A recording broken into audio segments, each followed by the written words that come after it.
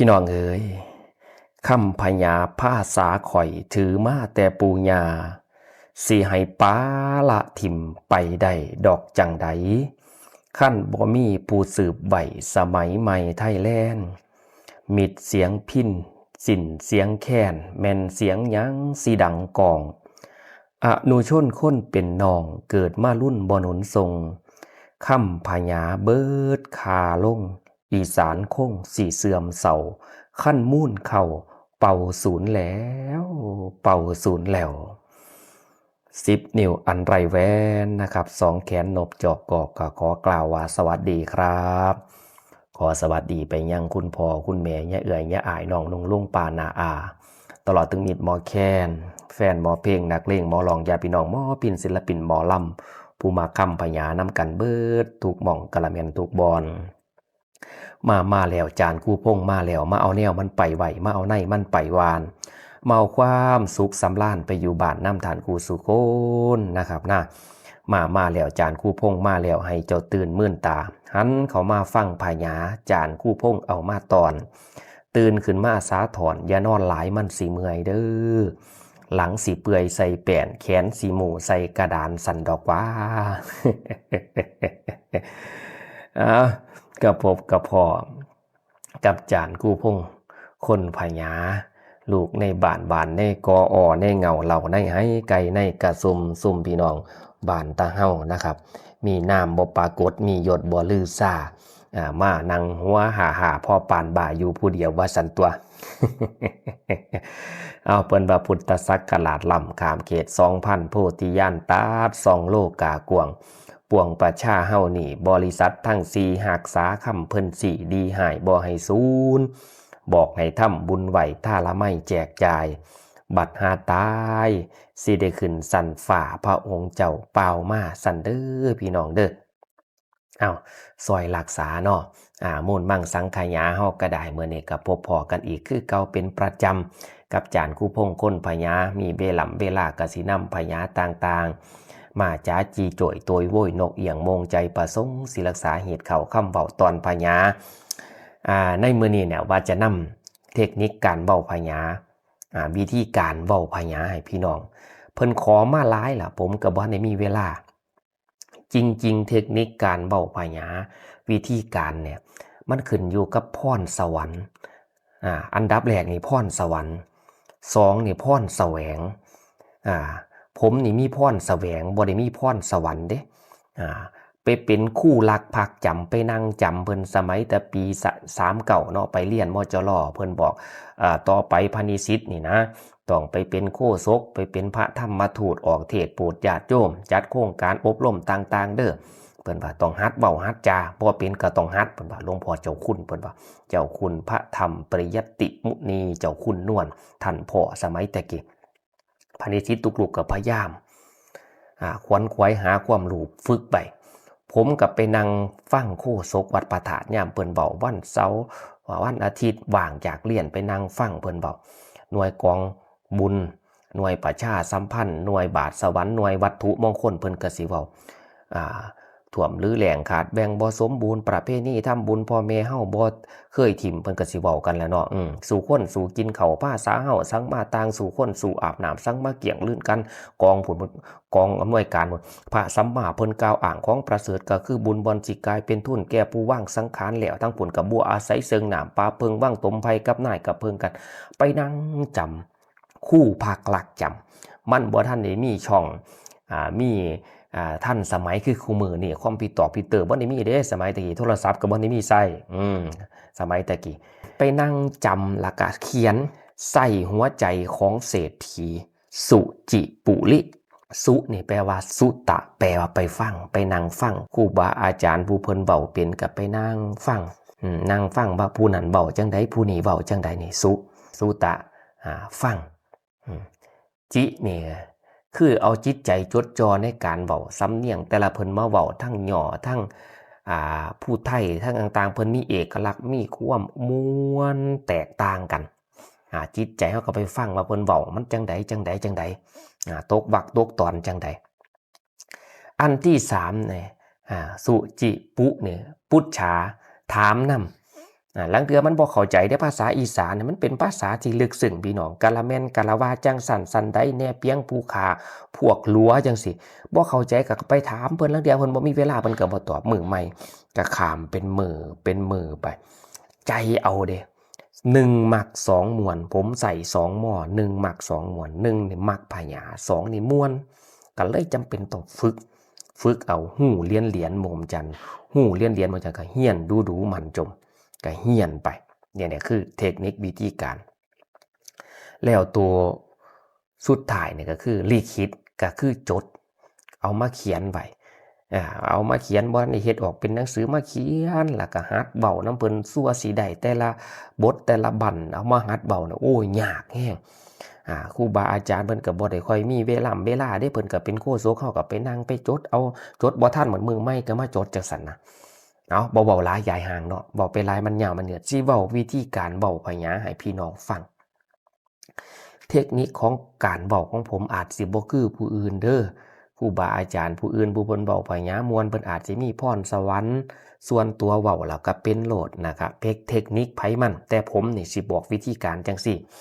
การเว้าพญาของผมสิมีค่ำขึ้นมีค่ำแทรกมีค่ำลงค่ำขึ้นจังได๋ค่ำขึ้นก็สิพี่น้องเอ้ยเนี่ยนะค่ำขึ้นพี่น้องเอ้ยพ่อแม่เอ้ยผู้ฟังเอ้ยศรัทธาเอ้ยญาติโยมเอ้ยเนี่ยขันไปอาโลโปคาวผู้ใหญ่บ้านกำนันนี่ก็ต้องว่าพี่น้องเอ้ยบัวอาศัยหนามปลาเพิงว่างตมภัยกับหน่ายเพิงกันโดยด่ามอันว่าเสือสางสางกวงฟ้านอาศัยป่าค้นอาศัยพี่น้องเพิ่งเสือเพิงกันสั่นแล้วคำว่าสั่นแล้วเนี่ยเป็นคำลงมันสีมวนสำหรับผมผู้อื่นผมบ่จักว่าเพิ่นวิธีการเว้าเพิ่นเว้าจังใดแต่ของผมเนี่ยผมสิมีค่ำขึ้นค่ำลงนั่นน่ะเนี่ยพี่น้องเอ้ยบุญมื้อเช้าตักบาตรจังหันบุญกลางวันแต่งเพลค่อยค่ำบุญยามค่ำเข้าวัดฟังธรรมบุญยามแลงแต่งขันม่วนดอกไม้คันแม่นดึกซักใส่ก็คิดหำภาวนาให้รักษาข้องคุณบ่อนบุญของเฮาไว้อย่าได้ไล่ว่างเบ้นให้บำเพ็ญทุกเสาร์ค่ำอานิสงส์ที่เฮาเฮ็ดเฮาทำกะสิบอกให้เฮาได้ไปสวรรค์สั่นเด้อพี่น้องเด้อเนี่ยคือค่ำลงมีค่ำขึ้นค่ำลงค่ำขึ้นของผมก็สิมีพี่น้องเอ้ยพ่อแม่เอ้ยผู้ฟังเอ้ยแต่ปกี้เป็นพระเนาะเป็นพระก็สิใส่ศรัทธาเอ้ยญาติโยมเอ้ยบัดนี้ซึกออกมาแล้วก็สิเป็นพี่น้องเอ้ยพ่อแม่เอ้ยผู้ฟังเอ้ยเนี่ยคือค่ำขึ้นเนี่ยส่วนคันพญา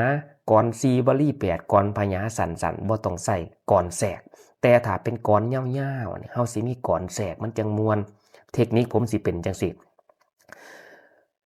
ผู้ฟังเอ้ยเพิ่นว่าเข้าเต็มหน้าป่าพ่วมขอนประชากรเริ่มกูลีกันแล้วเนี่ยกันแล้วเนี่ยเป็นคำแทรกขาดและไถไส้และลั่นรอบแหวเก็บแล้วขึ้นสู่เถียงข้วยบ่มีบ่อนลามงัวบ่มีบ่อนเลี้ยงหญ้ากะเกี่ยวมะเขือเอาอีสานเฮาฤดูฝนกลายเป็นหนาวตกถึงข้าวหอดย่ามแลงแสงท่อแววอยู่หิมฝ่าบูรพาย่ามเศร้าตูล่มหนาวทูลู่ทงเขาย่ามเศร้าสะเม็นกายหนาวเด้เนี่ยคำแสกเด็กหน่อยลูกแล้วใหญ่หือพาห่มหากองไฟตากับย่ายเพิ่นซุ้มฟิงนางอิงนอเสาหัวฟังเสียงคั่วทั้งฟันคืนทั้งเทน้ำล่งลางเฮื่อนดังโจกเสียงไก่โอกอีเอกจันขันขาอยู่บ่อท้องสั่นแล้วเนี่ยมันจะเป็นข้ามแทรกไปเรื่อยๆพญาบทก่อนนั้นพญาเง่าฉะนั้นการเบ้าพญาแต่ละท่านแต่ละคนมันสิมีเทคนิคฉะนั้นผมแนะนำพี่น้องได้แต่ว่าทิมเสียงให้ทิมเสียงแยกแข็งใส่ทั้งเสียงหน้าซิกเสียงจมูกเสียงคอนะผู้ฟังเอ้ยเนี่ยบุญมีแล้วแนวดีดอกป่องไซขั้นแม่นบุญบ่ให้แนวหายสิแลนโฮมทิมเสียงจักน้อยหนึ่งนี่นะเดี๋ยวมือหลังให้ผมพร้อมก่อนผมสิเฮ็ดแบบไล่สดลงหลักไล่สดลงคันมากบอกนะเด้อสิไล่สดให้พี่น้องเบิ่งปากจานคู่พงคักๆยามไปเว้าโคศกเขาเจ้ามายืนเบิ่งปากโอ้ยคืออยากอายแต่เนาะบัดเนี่ยว่าให้เบิ่งปากวิธีการเว้าเพราะว่าเทคนิคการเว้าแต่ละท่านแต่ละคนบ่คือกันบางคนเพิ่นเว้าม่วนแห่งมีเอกลักษณ์เป็นสำเนียงจังหวัดเทิงหย่อเทิงผู้ไทยเทิงโซ หรือว่าทั้งศรีสะเกษนี่เพิ่นก็เว้าม่วนเด้ฉะนั้นมันแตกต่างกันนี่ผมสิเว้าจังซี่ล่ะพี่น้องเอ้ยขอให้พ่อแม่นั้นดอกมีแต่ความสุขชื่อว่าโลค่าทุกข์อย่าสุมีมากไกลสัพพะเข็นเว้นไข่ของจังไล่ให้ไก่ห่างเฮ็ดอันใดต่างกะให้สมมาตรแม่งแรงเศร้าทุกวันเด้อเนี่ยให้พี่น้องเว้าซ่าๆก่อนอันดับแรกเว้าบ่ได้เก่งเว้าซ่าๆก่อนให้มีค่ำขึ้นค่ำลงมันจังม่วนพ่อแม่เอ้ยพ่อแม่ท่านศรัทธาทานทั้งหลายหมายได้ฟังหลานจ๋าเปล่าโคสะหน้าเอิ้นนี่เว้าซ่าๆเว้าเป็นแต่ละคำไปบ่เฮาบ่ได้เก่งเชิญเจ้ามาทำบุญสร้างภาลาทานไว้แหน่เทิงคุณพ่อคุณแม่ศรัทธาพวกพี่น้องให้มารวมร่วมกันเนี่ยให้พี่น้องเว้าเป็นแต่ละคำเว้าซ่าๆให้ชัดๆตกวรรคตกตอนต่อไปมันสิเก่งคือจังมือนี่นั่นหมู่เจ้ากอกองการได้มาท่านนำกันสร้างกุศลเอาไว้มาทั้งไก่จิตใจตั้งต่อขอบพระคุณแม่พอที่มาท่านมือนี้เป็นเศรษฐีมือหนาสมพรค่าได้ว่ามาแน่เด้ออันแน่เด้อเนี่ยเป็นค่ำลงมีค่ำขึ้นค่ำลงเว้าพญาซานะบ่ต้องเว้าไว้เมื่อเฮาเป็นแล้วเก่งแล้วเฮาจังเว้าไว้ทุกอย่างนั่นล่ะพี่น้องยามเฮาบ่ทันได้เป็นทุกอย่างเฮาก็เฮ็ดซาเมื่อเฮาเป็นเฮาจังเฮ็ดไว้มันชำนาญเขาเรียกว่าชำนาญเนาะผู้ฟังเอ้ยก่อนสิท่านยกมือขึ้นเหนือหัวสากรเด้อยกมือขึ้นใส่เก่า2มือเจ้าดอกนบนำให้เจ้าทำเจตนาพร้อมน้อมจิตใจสากรยาสุฝ่าวรีบร้อนใจมันต่อบุญสั่นแล้วมีค่ำขึ้นค่ำลงเว้าซานี่วิธีการฝึกของผมเทคนิคของผมเด้อผมก็สามารถแนะนำคุณพ่อคุณแม่ย่าเอื้อยย่าอ้ายได้ซ้ำนี่ส่วนตูบุญจับละเป็นเลยผู้บุญเว้าเป็นเลยนะเพิ่นมีพรสวรรค์จานคู่พงก็มีแต่พรแสวงเว้าก็บ่ม่วนคือเขาเด้แต่งพยักก็เด้อๆดาๆพอกระเทินนี่ล่ะอย่าเอาไปเปรียบเทียบกับพ่อใหญ่แม่ใหญ่ครูบาอาจารย์ผู้เพิ่นแต่งเก่งผู้เพิ่นเว้าเก่งเด้เอาพ่อจานคู่พงเป็นพอใส่ได้เป็นหยังคือว่าใส่ได้ก็เจ้าเอิ้นไปใส่งานก็ไปโลดใส่ได้บ่ได้เก่ง นั่นล่ะเทคนิคผมก็สิเว้าค่ำขึ้นค่ำลงเว้าซ่าๆอันดับแรกเว้าซ่าๆเมื่อมันเป็นแล้วแล้วก็อ้อนำเด้มีอ้อนำมันสิไคมันสิเก่งไปนั่นเนาะพ่อแม่เอ้ยคันเจ้าสิให้เจ้าก็อย่าได้นานเด้อคันเจ้าสิทานเจ้าก็อย่าได้ซ่ากรรมการล่อท่าจับปากกาเขียนชื่อนามสกุลหมู่เจ้าเขียนพร้อมพำกันสิประกาศให้ซ้ำบอกชื่อคือไผผู้ใดเล่ามาท่านอ่านพรแถมถ่ายสิขออวยพรให้ผู้มาท่านอย่าไหววันท่านเป็น10ฮอดพันท่านใดคู่สุคนสั่นแล้วพี่น้องเอ่ยเนี่ยค่ำขึ้นค่ำลงก็คอยเว้าคอยนั่นเมื่อมันเป็นไปแล้วมันสิคล่องมันก็สิเริ่มไวได้แรกๆบ่ต้องเว้าไวเว้าซ่าๆเว้าแต่ละคำก่อนพี่น้องเอ้ยผู้มางานมือนี่จิตใจท่านตั้งต่อนี่เว้าซ่าๆก่อนทั้งแม่พอทุกท่านมาท่านสร้างดังกันผู้มาท่านแล้วนั่นเงินทองให้ไหลลังเด้อเนี่ยคำแทรกได้เด้อเนี่ยผู้ที่ยังบ่ได้ให้มาท่านแม่ยาสุนานสั่นแล้วเนี่ยเป็นคำลงเนี่ยมันสิเฮ็ดให้เฮาเสียงเยื่อนเอื้อนได้ตามเสียงได้มันสิบ่ขาดจุดปุ๊ดนั่นน่ะนี่เทคนิคผมเด้การเว้าพญาแต่ละท่านแต่ละคนเนี่ยก็จะมีความแตกต่างกันนะครับผู้เพิ่นมีพรสวรรค์เนี่ยเพิ่นก็สามารถเว้าได้เลยแต่เฮาก็ค่อยฝึกเอาคันมีพรแสวงก็ฝึกเอาใจมัก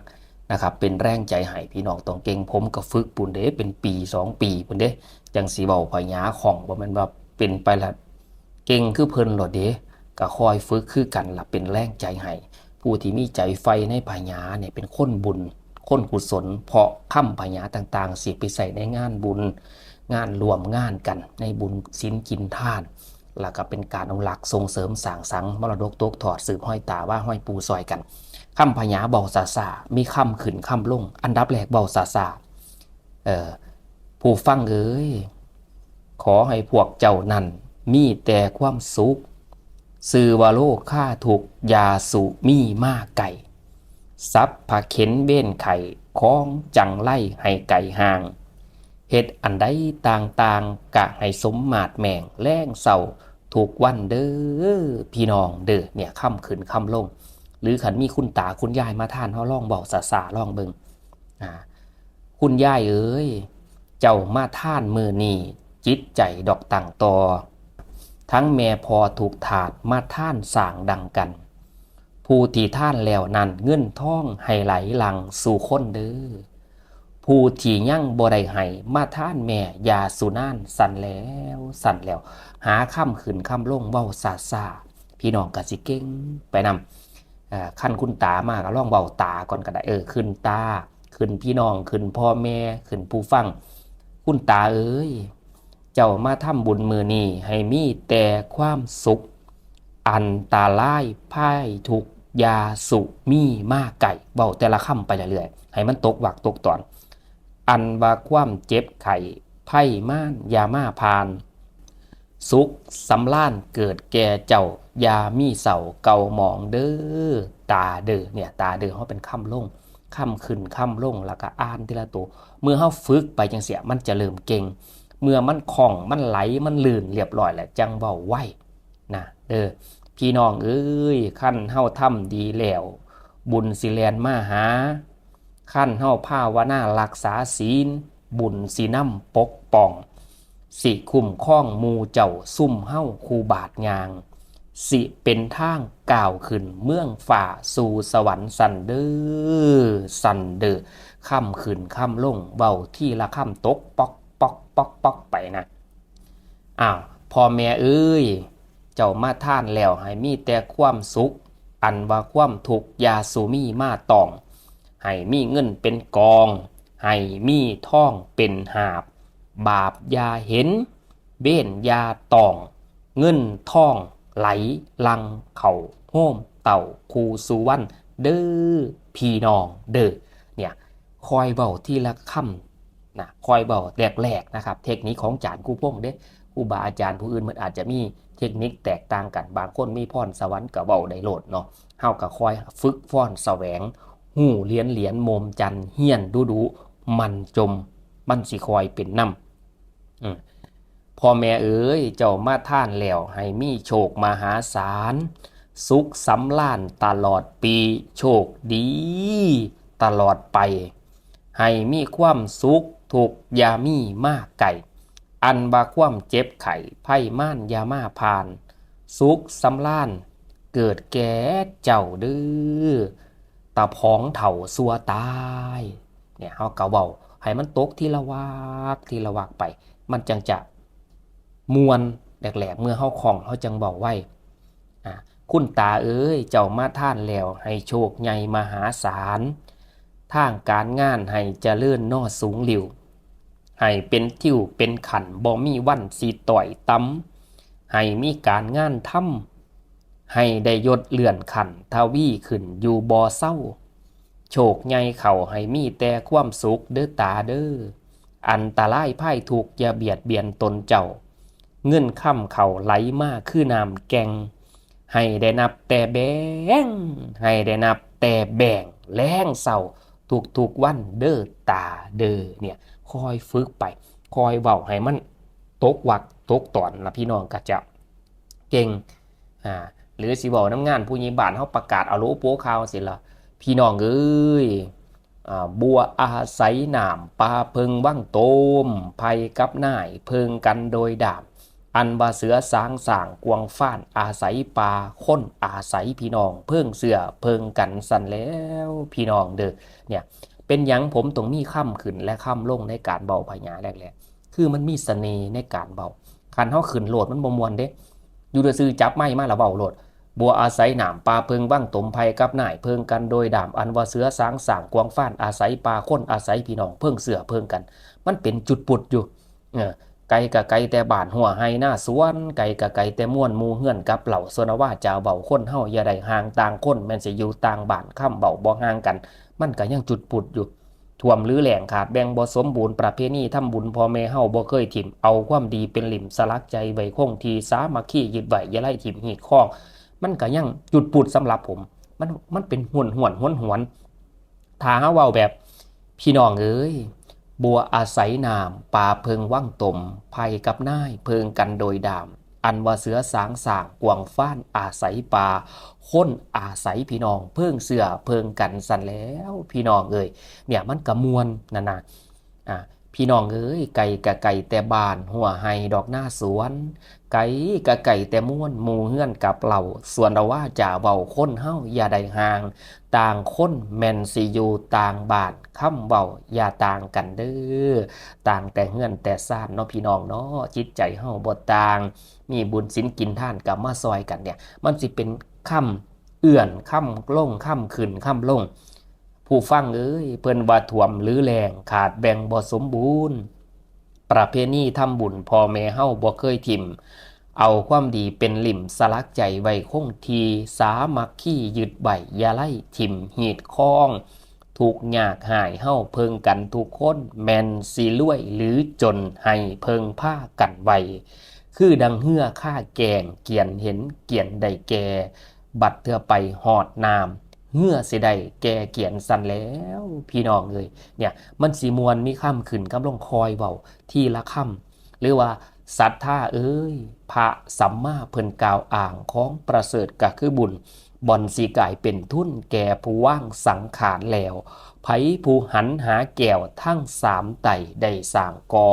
เพิ่นว่าเฮ็ดถือคอเพิ่นว่าย่อถือปองไผกะย่องว่าดีนะครับเมื่อเฮาเป็นแล้วเอื้อนเสียงจักน้อยเมื่อพี่น้องเป็นแล้วเว้าพญาสิของแล้วหลังจากเฮาเว้าทีละคำนั่นนะไก่กะไก่แต่บ้านหัวไห้หน้าสวนเนี่ยเฮาเว้าทีละคำไก่กะไก่แต่เฮือนไก่กะไก่แต่เฮือนหมู่เฮือนกับเหล่าส่วนเราว่าจาเว้าคนเฮาบ่ได้ห่างต่างคนแม่นสิอยู่ต่างบ้านค่ำเว้าบ่ต่างกันนี่มันสิเว้าเป็นทีละคำบ่ได้เอื้อนเมื่อเฮาเอื้อนเสียงกันพี่น้องเอ้ยไก่กะไก่เนาะแต่บ้านหัวไห้ดอกหน้าสวนนี่เฮาเอื้อนเสียงเด้อนี่ไก่กะไก่เนาะแต่เฮือนหมู่เฮือนดอกกับเราส่วนว่าจ่าเว้าคนเฮาอย่าได้ห่างสั่นเด้อต่างคนแม่นสิอยู่ต่างบ้านค่ำเบาอย่าห่างกันสั่นแล้วพี่น้องเอ้ยเนี่ยเฮาเอื้อนเสียงมันก็สิคอยนิ่มคอยนวดฝึกไปที่แรกเว้าที่ละค่ำแข็งกระสร้างมันปล่อยมันไปหลังจากเฮาจังมาตอมค่ำเอื้อนเสียงนักเบาลาเมื่อเฮาเว้าดูมันสิหูจังหวะเองคือกันกับพี่น้องฮัดขับรถนี่ฮัดแรกๆบ่เป็นเมื่อเฮาเป็นแล้วโอ้ยง่ายดำให้ไถหน้าตะกี้โอ้ย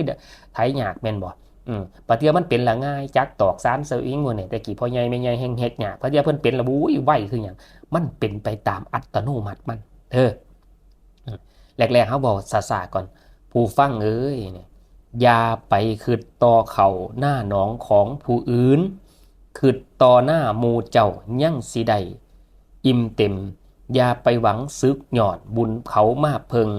สุกกะสุกเพิ่นผุ่นบ่มากลุ่มหอดเฮาเด้อพี่น้องเด้อบุญไผผลามันไผเฮ็ดกับไผได้ไผทำกับไผมีความดีบ่มีค่าอยากได้เฮ็ดเอาเองเนี่ยเฮาคอยเว้าคอยจ่าไปจังซี่ล่ะเมื่อเฮาเป็นเฮาจังทิมเสียงจังเยินเสียงผู้ฟังเอ้ยอย่าไปคิดดอกต่อเขาหน้าหนองของคนอื่นคิดต่อหน้าหมู่เจ้ายังสิได้ดอกอิ่มเต็มอย่าไปหวังสุกย้อนบุญเขาดอกมาเพิงเด้อสุกกะสุกพลพุ่นบ่มากลุ่มหอดเฮาสั่นแล้วมันสิคอยเป็นเองแรกๆเบาซ่าๆแล้วก่อนเบาซ่าๆให้มันตกวักตกตอนของเฮาก่อนบ้านเมืองเกิดเดือดร้อนนะสิขึ้นล่องใส่ค่ำขึ้นก่อนก็ได้พี่น้องเอ้ยพ่อแม่เอ้ยผู้ฟังเอ้ยศรัทธาเอ้ยหรือตาหรือย่ายเขามาท่านกับตาเอ้ยย่ายเอ้ยนั่นนะพอผู้ใหญ่เอ้ยเนี่ยเฮาหูจักซื้อเว้าขึ้นก่อนแล้วก็บ้านเมืองเกิดเดือดร้อนย้อนคนห่างศีลธรรม ใจบ่นำคำสอนพุทธองค์เอามาไว้มีแต่ผ้าโลหายเห็นแก่โตใจกะตำคำพระองค์บอกไว้บ่มีใดใส่ใจเนี่ยเว้ามันตกทีละวรรคทีละตอนทีละคำเมื่อมันคล่องแล้วเฮาจังเว้าสาวเดียวจังยามพี่น้องเอ้ยบ้านเมืองเกิดเดือดร้อนย้อนคนห่างศีลธรรมใจบ่นำคำสอนพุทธองค์เอามาไว้มีแต่ผ้าโลหายเห็นแก่โตใจกะตำคำพระองค์บอกไว้บ่มีใดดอกใส่ใจสันแล้วเฮาจังมาตอมใส่อันแรกฝึกไปได้ก่อนใส่ค่ำขึ้นค่ำลงพี่น้องเป็นผมเชื่อมั่นว่าเป็นเพราะว่าคนที่มักพญาเนี่ยมันสิคอยเป็นคอยฝึกหู้เหรียญโมมจันทร์ใส่ค่ำขึ้นซะก่อนตาเอ้ยเจ้ามาท่านหมู่นี้เด้อให้มีแต่ความสุขไปทำการทำงานใดกะยามีไพ่ตองให้มีแนวปกป้องย่ามเดินทางรถแลนมีเงินหมื่นเงินแสนไปทางใดกะให้ได้รวยล้นและปลอดภัยว้าวมันสิหูจักเล่นหันหลอกหันอีกคำหลอกก็ลงเองแรกๆมันอาจจะยังตื่นอยู่เพราะว่ามันบ่ได้ชินนะครับเป็นแรงใจให้พี่น้องนะโคศกใหม่หรือพิธีกรใหม่นะครับคอยฝึกไปเมื่อท่านเก่งท่านก็จะซอยนะครับทางพระพุทธศาสนาซอยบ้านซอยเมืองเป็นโคศกเป็นพิธีกรในงานแล้วก็เป็นบุญของท่านที่ได้นำท่านเข้าวัดเข้าว่าผมกนุโมทนาบุญน้ำหลายคอยเว้าไปคอยเว้าคอยจ๋าไปคุณยายเอ๋ยขออวยพรให้ศรัทธาไทยผู้ท่านทอดใจใสปอดดังแก้วอันแนวเสานั่นบ่มีเจ้ามาท่านมือนี้ให้บุญลังเข้าไปหาเด้อย่ายเด้อให้เหมือนกับโค้งค่าว่าลี่บ่ขาดเขินยั่งนามให้ใสงามยามีเสาบุญน้ำทางคูบาทยางให้มีสุขอยู่สางเงินค่ำแก้วลังมาเด้อย่ายเด้อเนี่ยมันมีค่ำขึ้นค่ำลงแล้วก่อนฝึกค่ำขึ้นค่ำลงเพื่อมันจะตอมเสียงมันสีเอื่อนเสียงลงได้ละพี่น้องสีมวนเบาไปเลยกับสีมวนนะคุณตาเอ้ยคุณพระไตรให้มาเสริมมาสร้างหนทางเที่ยวไตเด้อตาเด้อคุณสินท่านจงได้ซอยปองเว้นของยาสูมีสุขอยู่ในทีบนี่ให้ถึงทีจุดหมายเด้อตาเด้อมีเงินหลายสะเด้อให้หมื่นแสงนอกกล่องลานสุขสำล้านยามีเสาความบอดียามาพานสุขสำล้านเกิดแก่เจ้ายามีเสาเก่ามองเด้อตาเด้อเนี่ยเมื่อมันลงมันก็สิลงจังหวะจังสิคอยเว้าไปผมเชื่อมั่นว่าหลายท่านคอยฝึกมันสิเก่งเพิ่นก็ขอมาหลายล่ะขอมาโดดบางคนก็ขอมาว่าอาจารย์ลองเว้าเบิ่งเว้าจังได๋วิธีการผมคือเว้าบ่ม่วนแต่ละท่านแต่ละคนมันมีภาษาสำเนียงความมีเสน่ห์อยู่แล้วเพียงแต่เฮาอาจจะเว้าบ่ถูกคอยฝึกไปฝึกเว้าคือผมฝึกนี่เด้อเว้าทีละคำทีละคำไปเรื่อยๆเจ้ามาท่านมือนี่จิตใจดีบ่มีซัวเว้าทีละคำก่อนจิตบ่มั่วมืดกุ่มจิตใจแจ้งยิ่งกว่าแสงมีจิตใจส่องแจ้งจังใดปอนเงินตามีศรัทธาเหลือหลายจังปอนเงินมาท่านสร้างนี่เว้าทีละคำเนาะก่อนเดี๋ยวแรกเฮาบ่ได้เป็นสาธุเด้ออย่ามีทางจนให้สุขกายใจให้สมดังปรารถนาอีหยังขอให้เจ้านั่นได้สมดังมโนเนี่ยเอาล่องเบาซาๆไปนะครับอันนี้เทคนิคของผมแรกๆผมก็สิล่องเบาค่ำขึ้นค่ำลงพอเบาบ่เก่งคือเพิ่นเบาบ่มวนคือเพิ่นก็เฮ็ดได้พอกระเทือนเฮาก็ค่อยฝึกไปก็จนมาเท่ากูมื้อนี่ละก็ฉะนั้นบอกพี่น้องไว้ว่าเป็นแรงใจให้ทุกท่านทุกคนอย่าสิไปดูถูกด้อยค่าเจ้าของโอ้ยเว้าบ่เป็นมันทุกคนมีไผมาเป็นมาแต่ท้องพ่อท้องแม่ผู้ใดที่ฝึกพยอกพยาแสดงว่าจิตใจท่านเป็นมีความกตัญญูกตเวทีต่อภาษาบ้านตาเฮาอยากอนุรักษ์ส่งเสริมและเป็นคนไฟบุญไฟกุศลเพราะคำพยาบทก่อนม่วนเนี่ยจะนำไปใส่ในงานบุญงานกุศลจะช่วยพระศาสนาเยอะสักส่วนคนทำบุญเว้าให้คนหักหอมตอมตุ่มอานิสงส์อานิสงส์ถวายเสียงไปนำเป็นสัพพทานังธรรมทานังชินาติการให้ธรรมะเป็นท่านเนี่ยชนะการให้ทั้งปวงพี่น้องก็ค่อยถวายเสียงในงานบุญนั้นบุญนี้ค่อยฝึกไปเด้อเนี่ยมันก็สิค่อยเก่งเขาเว้าที่ละวรรคที่ละตอนพ่อแม่เอ๋ยค่ำขึ้นพ่อแม่เอ๋ยผู้ฟังเอ๋ยศรัทธาเอ๋ยพี่น้องเอ๋ยตาเอ๋ยย่ายเอ๋ย พ่อแม่เอ้ยเจ้ามาท่านแล้วให้สมดังมโนหมายมีลูกยิ่งหรือไส้ให้วานอนสอนง่ายอย่ามีโล่ผ้าไข่สุกไก่ใจอยู่เท่าซัวมีงัวคุ้ยและสร้างมาคายข่าให้มั่งมีเมื่อมันเป็นแล้วมันสิเอื่อนเสียงได้เอื่อนเสียงใส่กันทำงานทั้งปีกะให้ได้หลายล้านบุญสมพานให้นาวจองมีเงินทองถูกทั่วหน้าสมพรค่าได้ว่ามาเด้อตาเด้อย่ายเด้อพี่น้องเด้อเฮาขึ้นจังได๋เฮาลงจังซั่นขึ้นตาก็ลงตาขึ้นพี่น้องก็ลงพี่น้องนะครับหรือสิขึ้นมีเทคนิคจังไดพี่น้องคอยฝึกไปเดี๋ยวมันก็สิเป็นไปเองนี่คือวิธีการพอที่เป็นแนวทางพี่น้องเพิ่นขอมาจานกู้พงก็เฮ็ดให้ตามใจคนจัดบ่คัดใจคนขอเนาะก็ขอบพระคุณหลายๆที่พี่น้องแนะนำสนใจคอมเมนต์ในแรงใจในเด้ออาจารย์ฟังอยู่เด้อเป็นแรงใจให้พอได้ฮู้ดังปึงกดไลค์กดแชร์แล้วก็เป็นแรงใจให้เพื่อจะมาอนุรักษ์ส่งเสริมสร้างสรรค์เหตุเก่าข้องหลังมรดกตกทอดสืบห้อยตาว่าห้อยปูพญามูลมั่งสังขยาเหตุ12ของ14เหตุนี้ข้องเกียงบ้านตาเฮาบ่ให้มันสูญสลายจากคนบ้านตาเฮาสั่นล่ะเนาะเอาซ้ำนี่ล่ะพี่น้องเอ้ยเนี่ยเห็นบ่ค่ำขึ้นเด่นพี่น้องเอ้ยล่าละเด้อพี่น้องท้องถิ่นชาวอีสานล่าจากทางรายการทานผู้ฟังที่ใจกวงล่าจากป่วงพี่น้องเนี่ยมันเอื่อนเด้มันเอื่อนเสียงมันเสียเริ่มมันของมันเอื่อนล่าจากป่วงพี่น้องสิล่าไปนอกไก่ห่างเฮ็ดเสียงเศร้าๆก็ได้เด้เบิดล่าจากทางหมู่เจ้าสิมาเว้าดอกเมื่อรุ่นจำใจจากพี่น้องเบ้นจองหมดเวลาจำใจละม่วนสหายห่างไก่นอกไปแล้วสิหาแนวเมื่อเว้าเหล่าพญาดอกมือใหม่ฝากรายการเอาไว้ในใจเจ้าคู่สุคนเด้อพี่น้องเด้อหักจานคู่พงหักน้อยๆแต่หักนานๆนะบุ้ยปานสายันสัญญาแท้ นี่ละเมื่อมันเป็นแล้วพี่น้องสิเอื้อนเสียงใดผมเชื่อมั่นพี่น้องเป็นแรงใจให้นะครับเดี๋ยวผมมีเวลาก็จะเฮ็ดไล่สดเนาะให้พี่น้องเบิ่งปากจานคู่พงอยากให้เบาอีหยังจังเบาน้ำกันค่อยสืบห้อยตาบ้าห้อยปูเด้อฝากช่องรายการเอาไว้ในจิตในใจพี่น้องสู่คนเด้อพี่น้องเด้อสุขกับมังหังกับมีสวัสดีครับ